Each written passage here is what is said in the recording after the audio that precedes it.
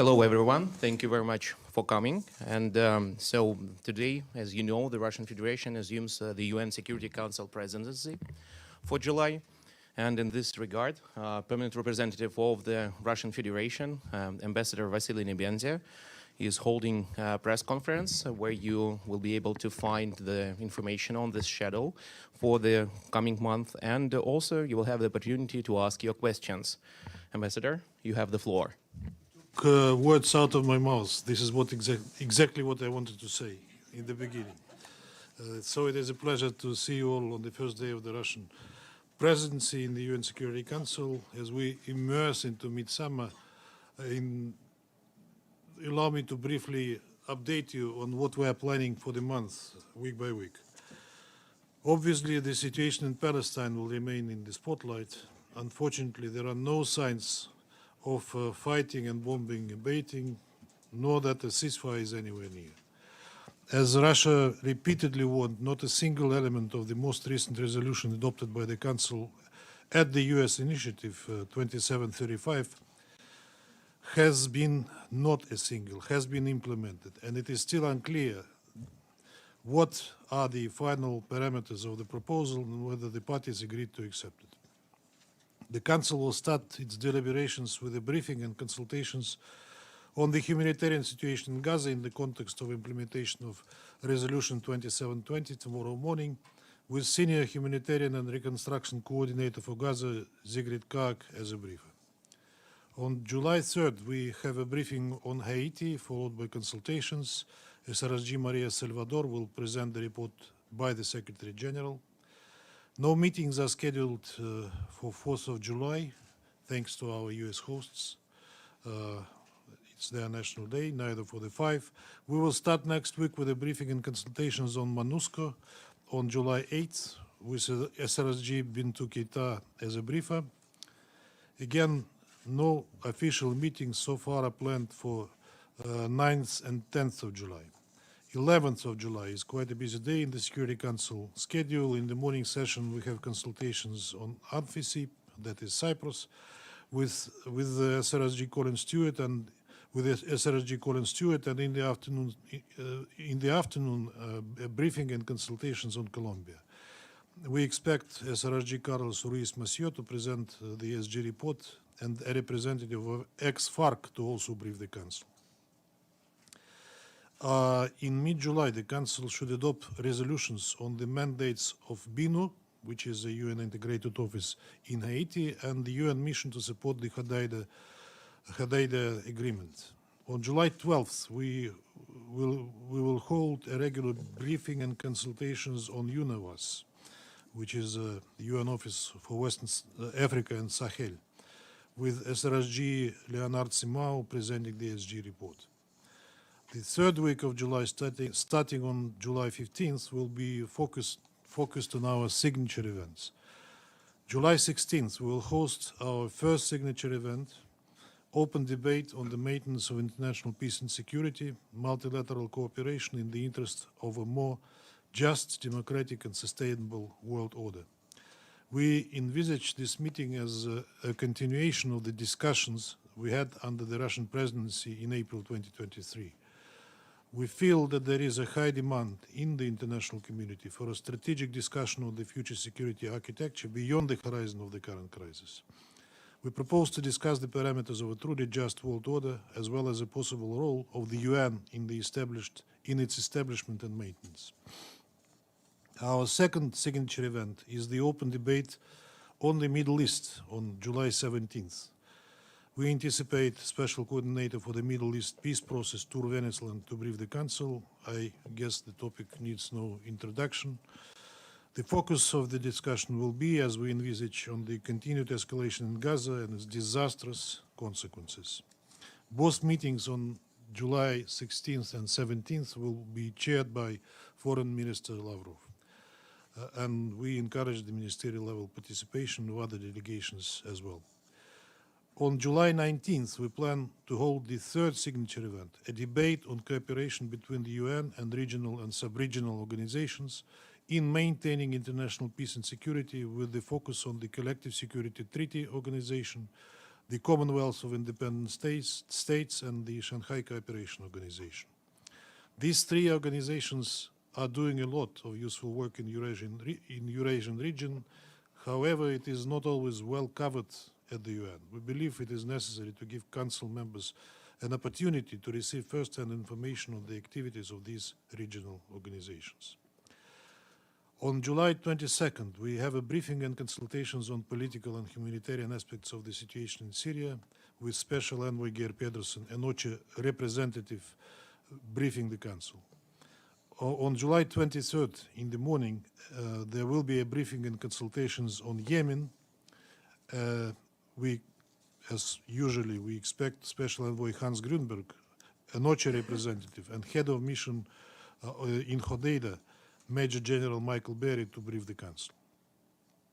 In the afternoon of the same day, we have consultations on the UN Regional Center for Preventive Diplomacy for Central Asia with SRSG Kahi Imnadze as a briefer. On July 24th, consultations on Lebanon will take place to discuss the implementation of the Resolution 1701. This topic cannot be timelier as the situation on the ground is really worrisome. Special Coordinator for Lebanon, Janine Henis Plaschert, will present the SG report. Hopefully we don't have anything that will make us hold a briefing on Lebanon before the scheduled time.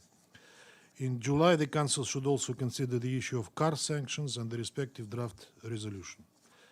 So as you can see, the program at the moment is not too packed, and we have some slots reserved for urgent requests and meetings that we are sure inevitably will follow.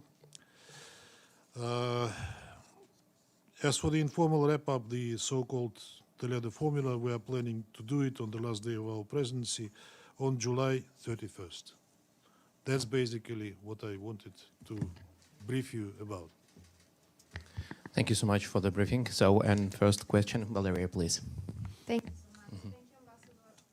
Thank you, Ambassador, for this briefing on behalf of the UN Correspondent Association, and we wish you the best of luck during this month.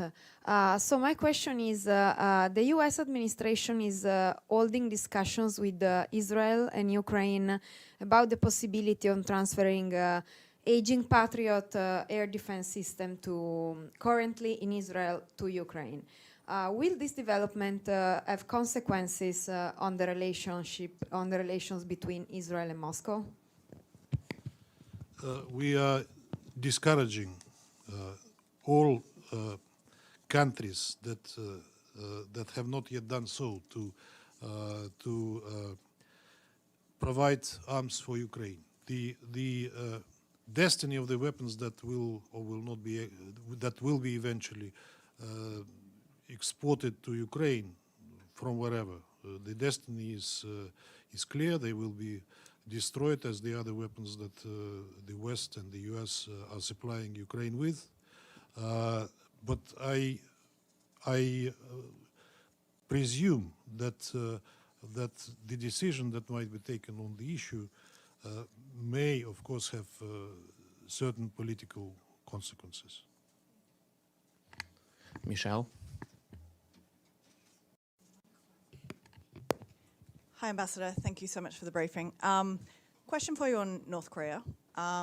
Is Russia abiding by UN sanctions on North Korea? And does Russia believe that North Korea should be allowed to resume nuclear testing? Does Russia believe?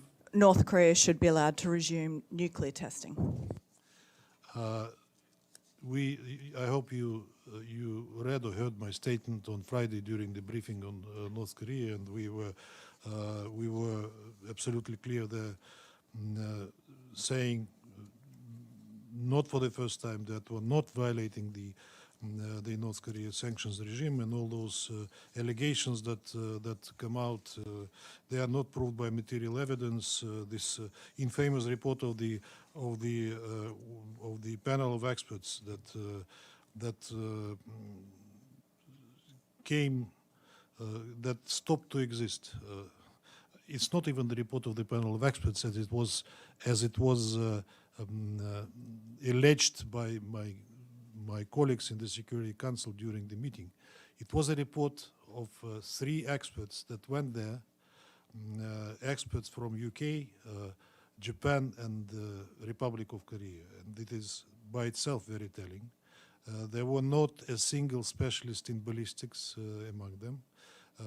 The fragments of the debris that was provided to them,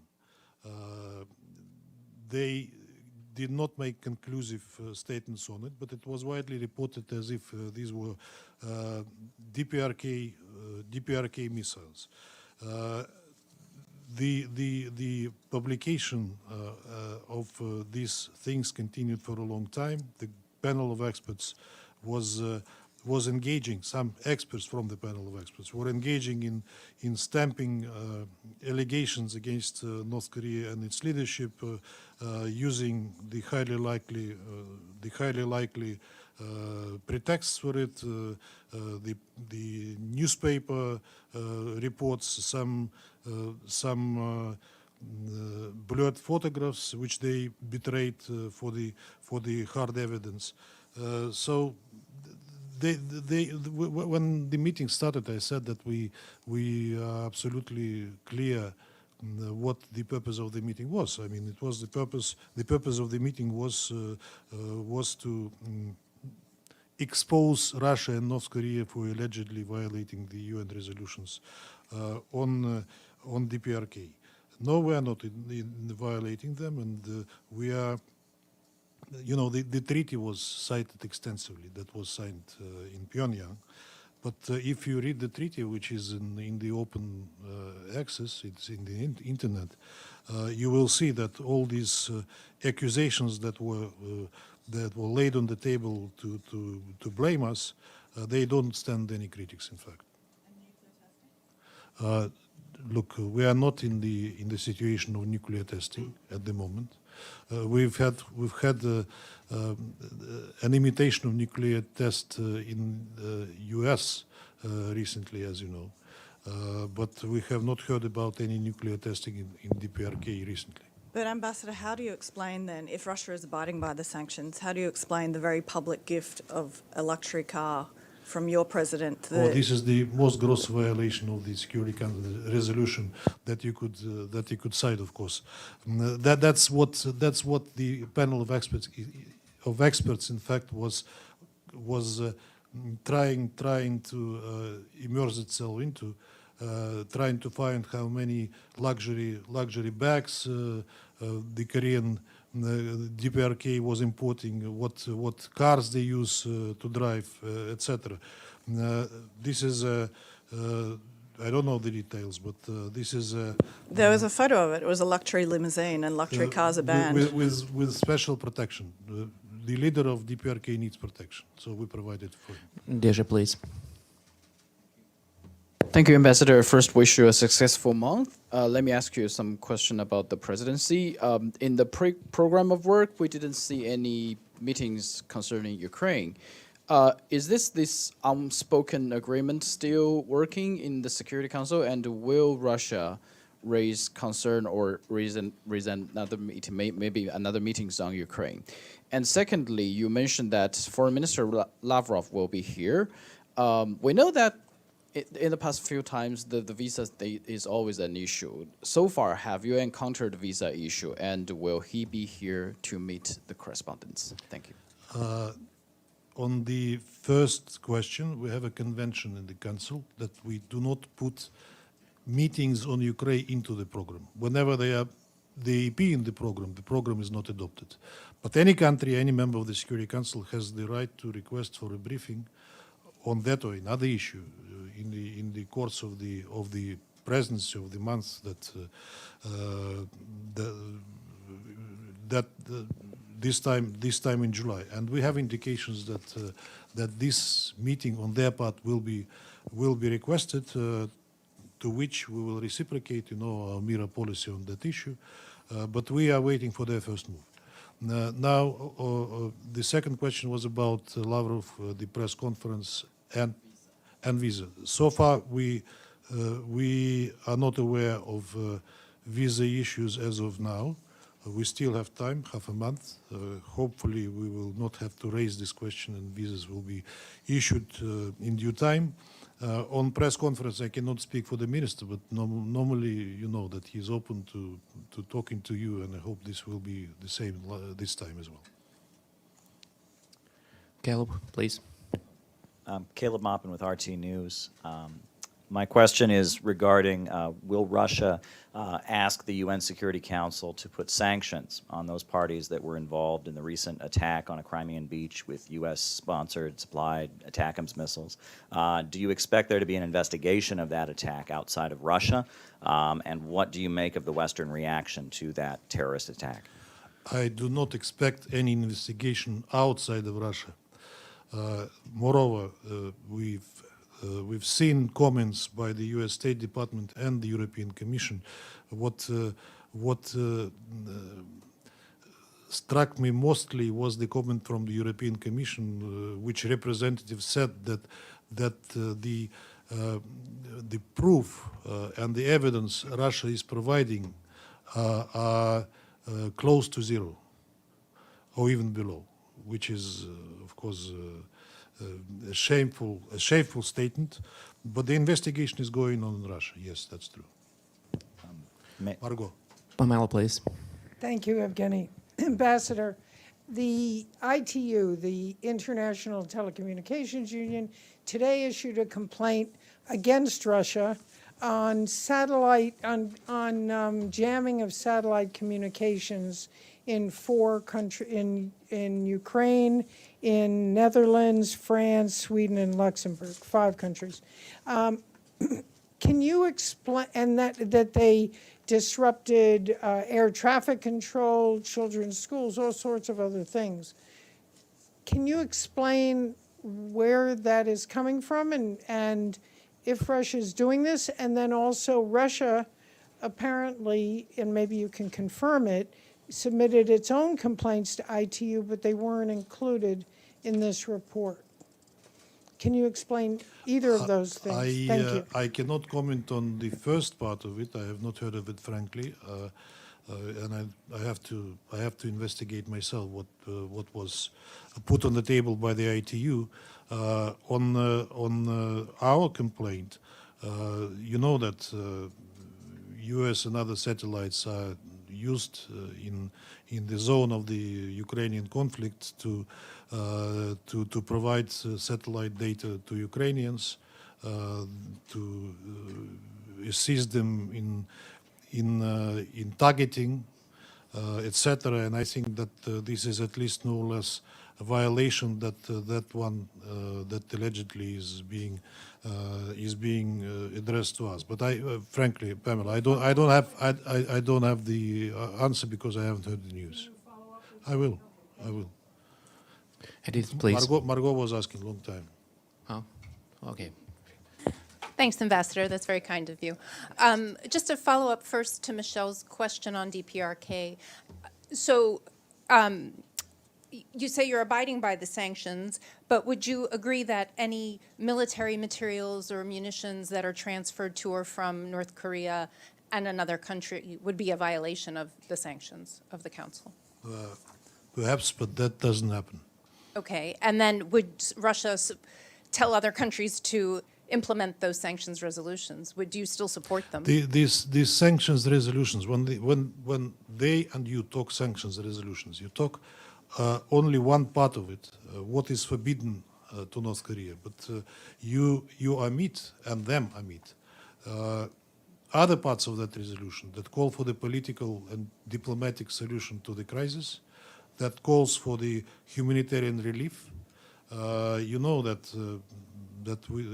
Russia and China put forward a resolution on humanitarian assistance to North Korea to alleviate the suffering of the North Korean population, not just the leadership as they claim, but it was flatly rejected at a certain time, and nobody plans to follow it.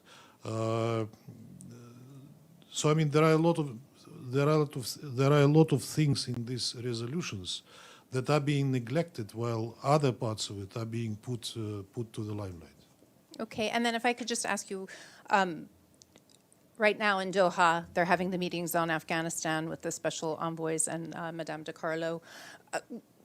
How close is Russia to removing the Taliban from your list of designated terror groups, and are you getting closer to recognizing them? Taliban is de facto authorities on Afghanistan, and we've been saying consistently that you have to recognize this fact and deal with them as such, because whether you like it or not, but this movement is running the country now. And you cannot simply ignore that. On how far we are from removing them from the sanctions list on which they are now in Russia, I cannot tell you a definite answer. But I heard some talks about it. But generally speaking, it's good that Taliban was finally invited to Doha this time, because it is impossible to solve the problems of Afghanistan behind the back of their de facto rulers. Inviting the representatives of the civil society, NGOs, the former government, which is fine, all right. But I mean, you have to deal with those people who actually run the country. What will come out of the meeting in Doha is difficult to say, because the positions, everybody wishes well to Afghanistan, but the roadmap how to do it is different from country to country, and the devil is in the details. You know that the Moscow format, which comprises most of the major players in Afghanistan, including its neighbors, is offering. These are useful talks, and this is being recognized. They are offering their ways how to pragmatically continue with the Taliban, with Afghani authorities at the moment. There are other views on the other side who prioritize the rights of the human rights in general and the rights of women and girls in particular. We also are saying that, of course, the rights of women and girls in Afghanistan should be observed, and that the government in Afghanistan should be inclusive not just by nationalities, but by the spectrum of the political I would not call them parties, but I mean the political spectrum that exists there, to represent the country fully. But the case today is that it is not the fact, and we have to accept it for the time being and continue pragmatic dealing with the current Afghani authorities. Edith, please. Thank you, Mr. Ambassador. First, Donald Trump has said that if he is elected, he can solve the Ukraine crisis in one day. We heard it before. What's your reaction to that? And on a broader question, we've all seen a growing geopolitical divide between Russia, China, North Korea, the U.S. and European and Western allies, which of course has ramifications here as well as in many other institutions. Do you see any way of closing this growing divide? The Ukrainian crisis cannot be solved in one day. That's objective. President Putin recently said where we are in the Ukrainian crisis as of today. It could have been solved, as you are well aware, in April 2022 in Istanbul, where we were very close to an agreement. But then Western sponsors of Ukraine interfered, in particular Boris Johnson, and who told Ukrainians, who told the Kiev regime to continue fighting Russia. There was a Bucha provocation that was formally the reason for them to exit the negotiations and the agreement that was 95% ready. Now Zelensky and the regime are running around with his so-called peace plan, which is of course not a peace plan but a joke. They had a conference in Bürgenstock, as you know, which was a failure, and that is it is not being very much commented because it was a failure, but it is being recognized by all serious observers. President Putin, speaking recently, as recent as 14th of June, said that the reality has changed and we are ready anytime, not just to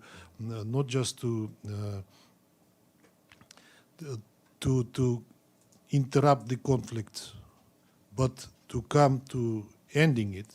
But the reality should be taken into account, the new one that emerged during the period between April 22 and July 24. It was rejected by Kiev and by the West, but the problem for them is that the longer this thing continues and the more difficult the situation on the ground for them will be, the realities will be changing with that as well. So if they don't want to be realistic, let them not be them. But to solve the problem on the basis of Zelensky peace formula, we will not even talk about it. We already commented on that. We gave it our assessment, and it's a non-starter. It's a non-starter how many conferences they would hold. Zelensky recently said that he will be prepared to talk to Russia through mediators. I don't know what he meant by it. He, at a certain point, as early as fall of 2022, forbade himself to negotiate with the Russian leadership. If he is expecting the change, I think that he's miscalculating. And besides, his own term has expired, and we don't know whether he is legitimate to negotiate with. Bennett, please. And on closing the gap? On closing the gap. These are objective processes that happen in the world, which unfortunately US and its European, you call them allies, I would call them minions, refuse to recognize. That other centers of power are emerging, China being one of them, other places, I will not enumerate them all, and that they have to recognize this objective fact. But they are trying to retain the dominance that they enjoyed for the last 500 years, basically, and cling to it. But objective processes go in the other direction. We indeed have other centers of power emerging. We see the appetite of many countries to play a larger role in the world politics, which, by the way, is reflected even in the composition of the Security Council. You know that we have a Security Council reform process, which is a separate, standalone thing on which we could talk a long time. But the major watershed, I would say, between the positions, despite all the nuances and the composition of the groups, which are not homogenic, say, take the United for Consensus. This is cross-regional group, in fact. But despite all that, this is the fight between the old and the new. And we say that indeed the developing world, the so-called developing world, or rather global south, is in particular Africa, is underrepresented in the Security Council, while the collective West, I would call it so, is overrepresented there, which does not reflect the current state of world geopolitics. So these processes are happening. They are painful for some of them, but they will continue to shape the geopolitics for the future to come. to end, you say, this confrontation that exists, the West and the U.S. in particular have to realize that that they have to change their, not just the rhetoric, but the course towards countries like China, for example. We sit in the Security Council meetings, and every time a U.S. representative speaks, he's trying to pinch China on something, on whatever. I'm not talking about us. On us, that's we are usual suspects. We are used to it. But China, he attacks, or she attack every time they speak, which doesn't really help in the atmosphere between the great powers, and China doesn't like it. They are trying to limit its not just political capabilities, which is difficult, but economic ones as well, with the new sanctions, with the new UCMs. So, I mean, that's the signature event that we are planning on the 16th is basically dedicated to this thing: how to see beyond the horizon of the current crisis, what expects us, not maybe tomorrow, but in 10, 20 years, and where we will arrive, and how the system of security, which should be indivisible and should not be at the expense of the others, can be established so that every country felt itself safe and secure. Bene, please.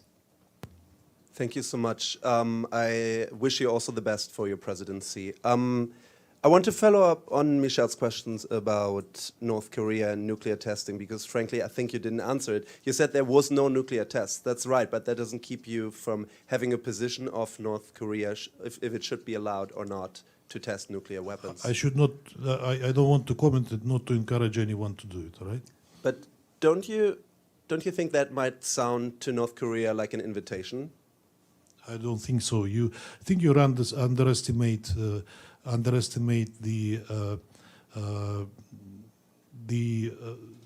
thinking of the DPRK leaders. You know, they sometimes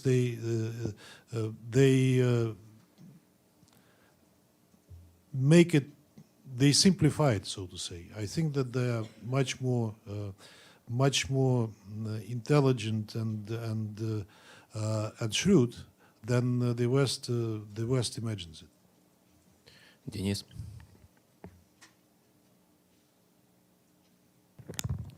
Василий Алексеевич, здравствуйте. Денис Соловых, агентство ТАСС. I have a question regarding the third signature event, a debate on cooperation between the UN and regional and sub-regional organizations. You mentioned that Council members will have the opportunity to receive first-hand information. So does this indicate that we should expect high-ranking officials from these organizations to brief Security Council members? Thank you. Absolutely, yes. We expect the heads of the secretariats of CSTO, CIS, and Shanghai Cooperation Organization to brief the Council. Susan. Thank you so much. Thank you, Mr. Ambassador. Susan Tehrani from India's WION. My question was regarding Prime Minister Modi's visit to Moscow, the first since 2015. What would be the ideal outcome for Russia after this visit, and what do you expect from this visit? What do you mean ideal outcome? We have relations of special privileged strategic partnership with India. India is a long-time friend of Russia. We cooperate in so many areas, and I think that will be a substantive conversations on the whole range of issues that our countries cooperate on. I'm not aware what kind of documents will be the result of that visit, but I'm sure that there will be serious messages coming out of it, and I presume in the form of joint documents as well. Can you, I'm sorry, Yeah. can you just elaborate on perhaps any specifics that we can expect will be in the talks, and perhaps what you expect will be achieved? I expect Russian-Indian relations to blossom even better. Affirm, please. Thanks, Evgeny. Hi, Ambassador. You said that you hope you won't have to convene any meeting on Lebanon before the regular one on the 24th. What did you mean by that? And could you also give us your reading of what's happening now over there? What is your analysis of the situation? And do you still believe that a war, an all-out war, could still be prevented, and how? I wish this war could be prevented. When I said that I hope that we are in a regular meeting on Lebanon, means that nothing happens before that would necessitate to hold an emergency meeting of the Security Council on that issue.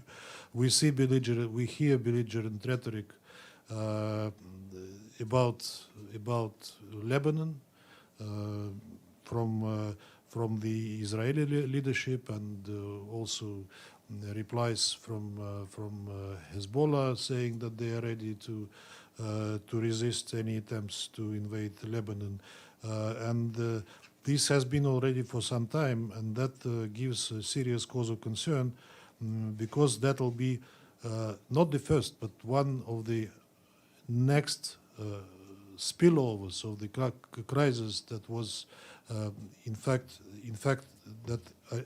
originated in Gaza. In fact, it originated decades ago, but I mean the current one that originated in Gaza, but it spread already to the region, be it Yemen and the Red Sea, and now Lebanon is in the queue, and I sincerely hope that we can avoid it.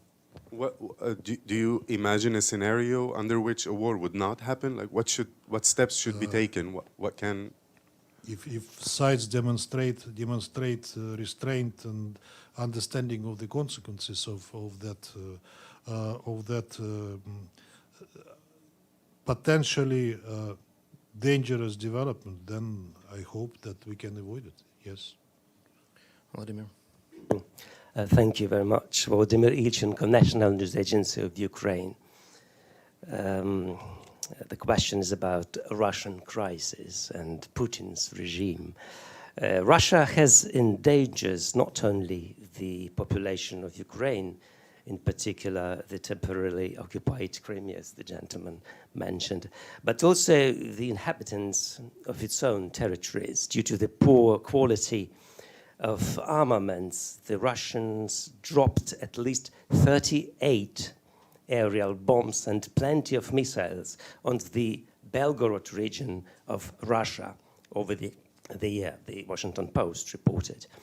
Would you like to discuss in the UN Security Council the issues of the security of the Russian population from its own armed forces? Washington Post is the ultimate authority to me. If Washington Post says it, I cannot counter it. But I mean, this is a regular narrative we hear.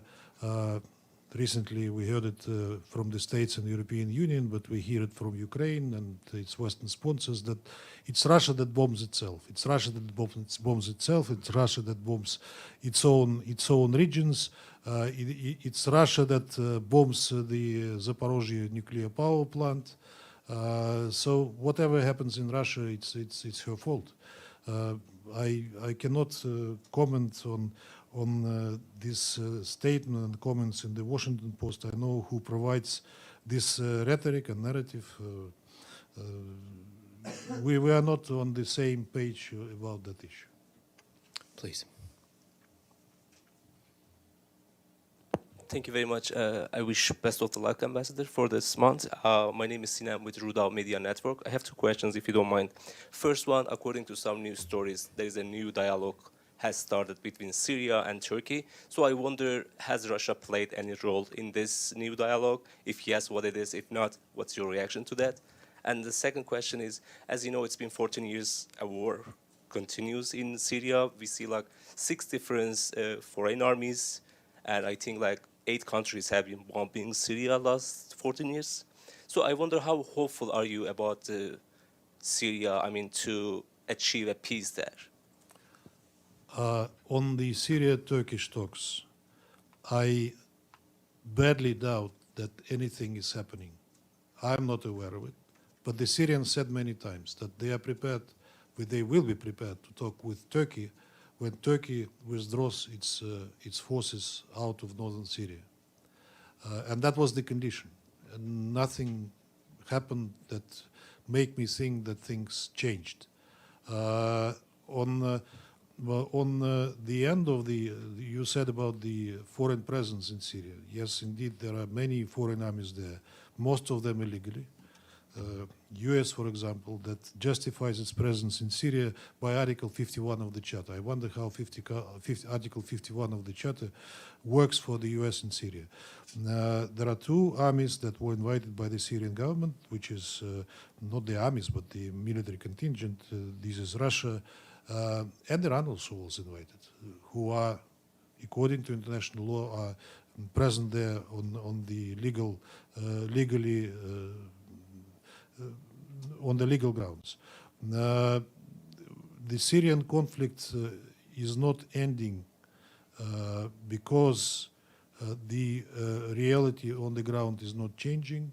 The Syrian government is subject to numerous hundreds or thousands, perhaps, of sanctions, unilateral coercive measures, most of them originating in the West, of course. We've heard that Caesar Act in the US soon will be replaced by another one, Anti-Assad Regime Act, which will last till 50-something. And in these circumstances, how do you expect the normalization in Syria when it is being suffocated, in fact, by the West? You know that we are being told that UCMs do not affect the Syrian population. It's again against the regime, etc. The objective data shows quite the contrary. That the UCMs are affecting the simple, ordinary Syrian citizens who are deprived of basic necessities, who are deprived of medicine, who are deprived of medical equipment. Recently,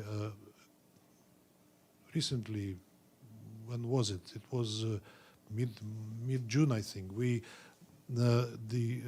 At the initiative of the group of the Friends of the Charter, we held a debate on unilateral sanctions in the General Assembly, which our Western partners didn't like. They were saying that by introducing UCMs, they are observing the provisions of international law and make sure that they make countries implement it, which is, of course, a sly explanation. To give you an example, and that relates to Syria as well, similar cases you can find there. The Belarusian ambassador, when he spoke on the podium, he was given an example of these butterfly people. You know, people with a very rare genetic disease that you cannot touch them. You touch them and there's a hematoma there, and that finally leads to death. So they use special plasters, which are produced only by one company in the world. And that company refused to export these plasters to Belarus because it was under sanctions. And it's not just direct UCMs, but the secondary, so-called secondary measures that the Western business is very mindful of, not to be under sanctions themselves. So this is just one example on Belarus, but the same applies to Syria and to other sanctioned countries, and that demonstrates how these measures are affecting ordinary population. Dulce. Thanks very much. I wanted to ask you about Afghanistan. Have you talked to the Taliban and asked them to observe women and girls' rights, human rights, for example, letting them go back to school and go to work? And how do you justify holding a debate on international peace and security when you're at war in Ukraine? And have you been invited to the U.S. 4th of July party? Thanks. The first one was on remind me. I have to remember myself. Yeah, Afghanistan. Afghanistan. Given Russia's Yes, powerful position in the Security Council. I got it. You got it, okay. We are talking to Taliban. You know that we have the embassy in Kabul, and it never closed. We have our special envoy on Afghanistan, who is a very versed diplomat, which is recognized not just by us, but by the international community, Mr. Zamir Kabulov, who knows Afghanistan from north to south and east to west.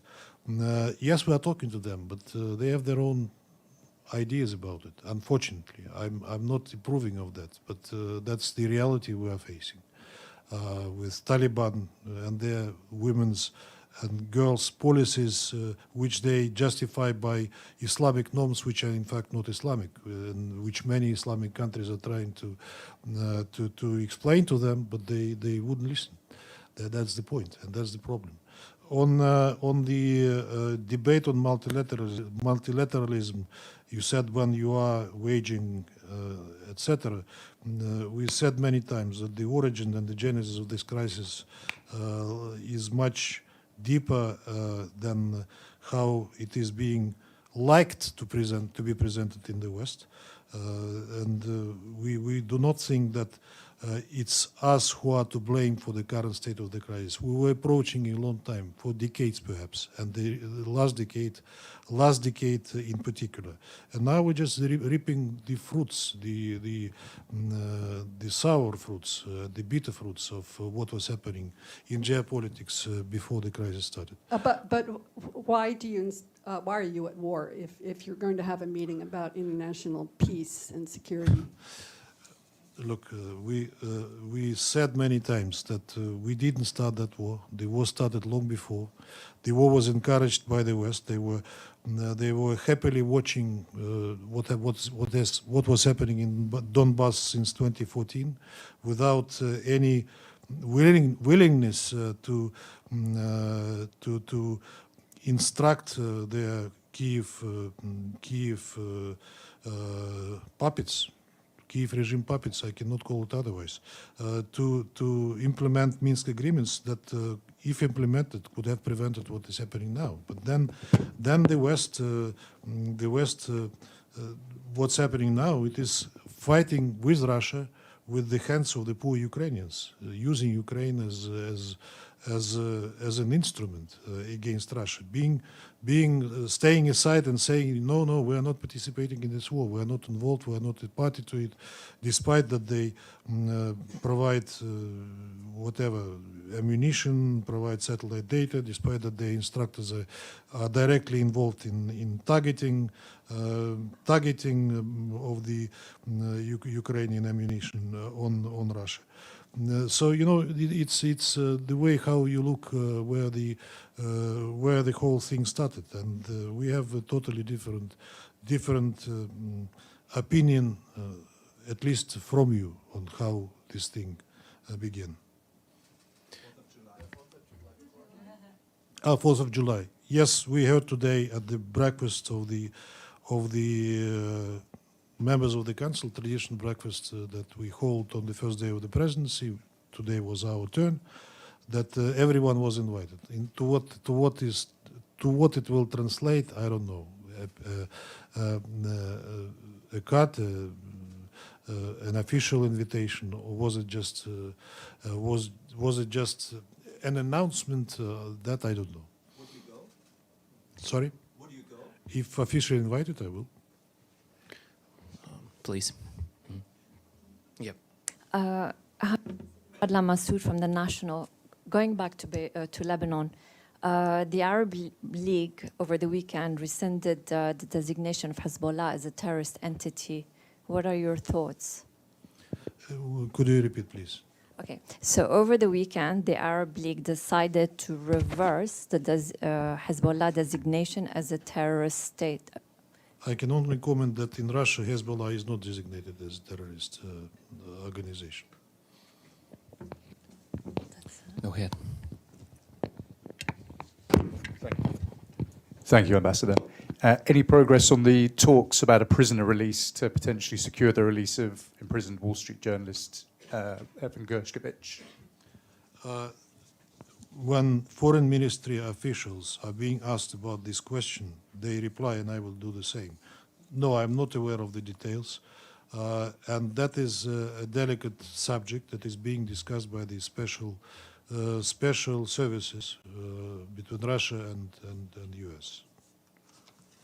Lady over there, please. Thank you, Mr. Ambassador. My name is Georgia Garangioti from Athens and Cyprus News Agency.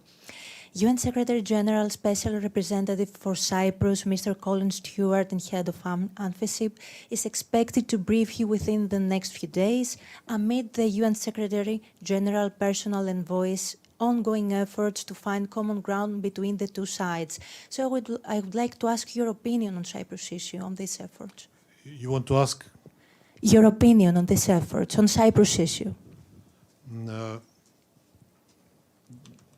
Special personal envoy of the Secretary General, the former Colombian Foreign Minister Olgin, was traveling to the island. She was talking to the parties, only to find that the parties are very far apart from the compromise solution that may be found. That is unfortunate, but that lasts already a certain time. We had an opportunity in 2017 in Crans-Montana, as you know, which was unfortunately lost. And since then, there was no visible, tangible progress on the Cyprus negotiations. Moreover, we see the toughening of positions on certain players. Now there's a question of extending the mandate of Olgin, but that's completely within the prerogative of the Secretary General, because she is his personal envoy, not the envoy of the Security Council, not the SRSG. Let's see. In fact, it's for him to make the decision. On Colin Stewart briefing, that will be a regular briefing by the UNFICYP that he heads on the developments on the ground, on the issues that they are facing. I do not expect anything extraordinary from this briefing.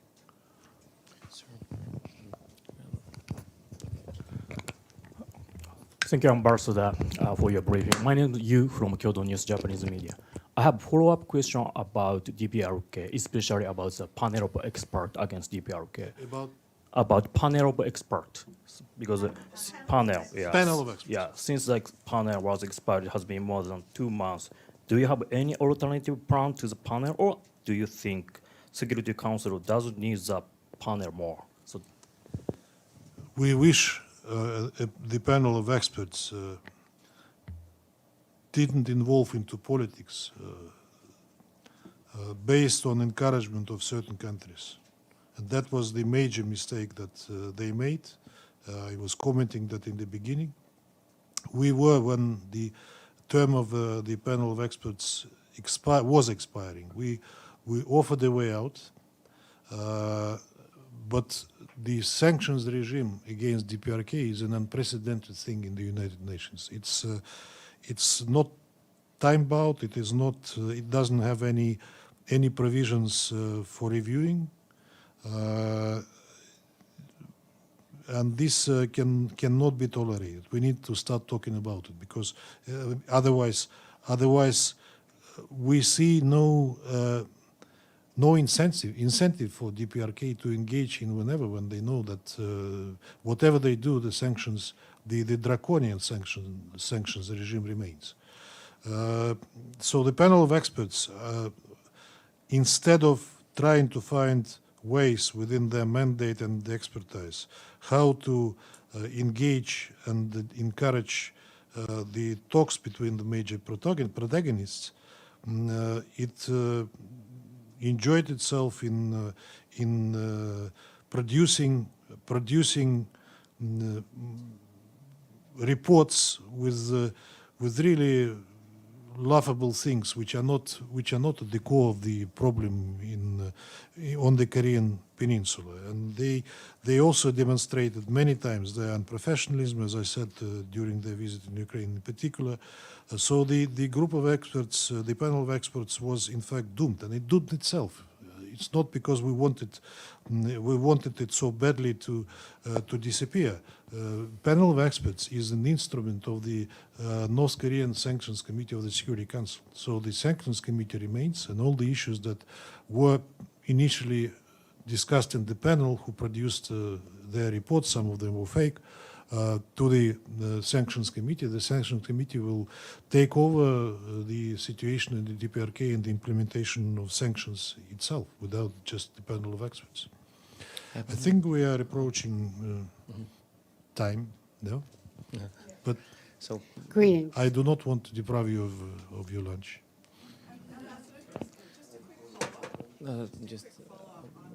We already had the questions, so what you maybe were we will saying. give the last question to somebody else. So. It was just a quick follow-up, though. You was talking about sanctions, they're indefinite and they should be lifted on North Korea. Does that mean Russia believes that North Korea should be allowed to pursue its nuclear weapons program and continue developing nuclear weapons?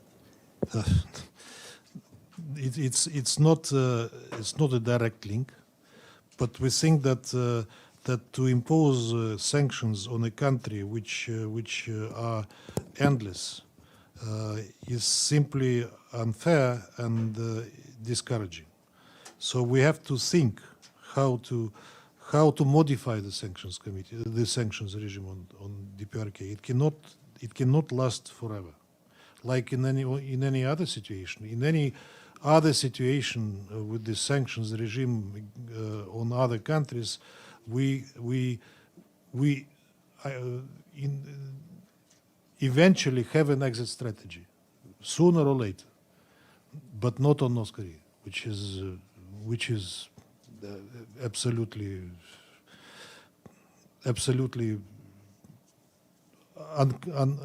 ununderstandable to us. So, is it?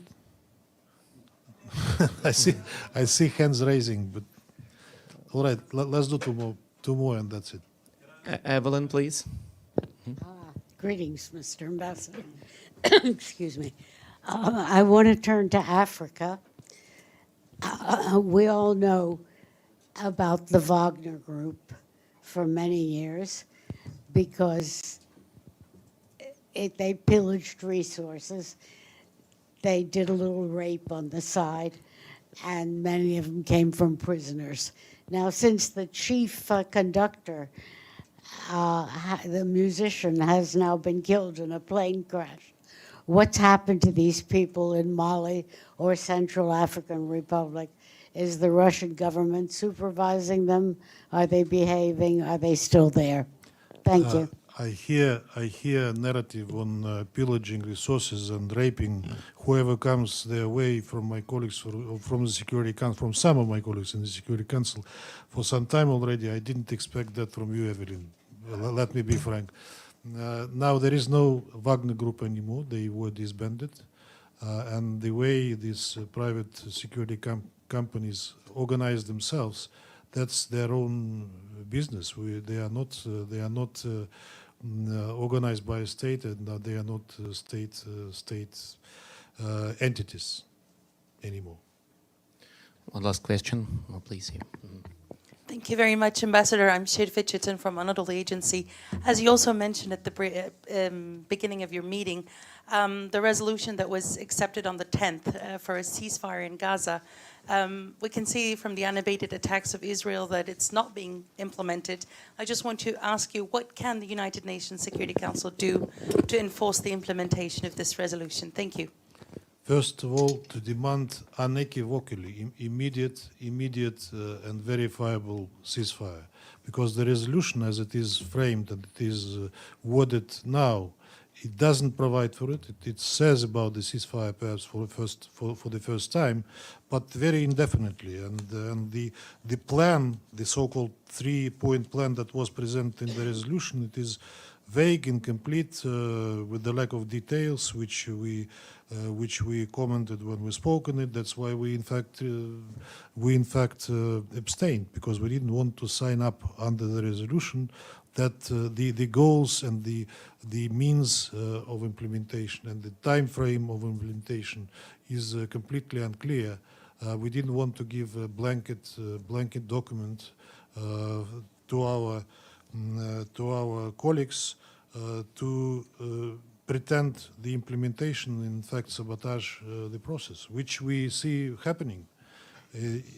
Israel, despite reassurances that, as we were reassured by the US, said immediately after the resolution was adopted, in a statement by an Israeli representative, they said they will not deal with Hamas, period.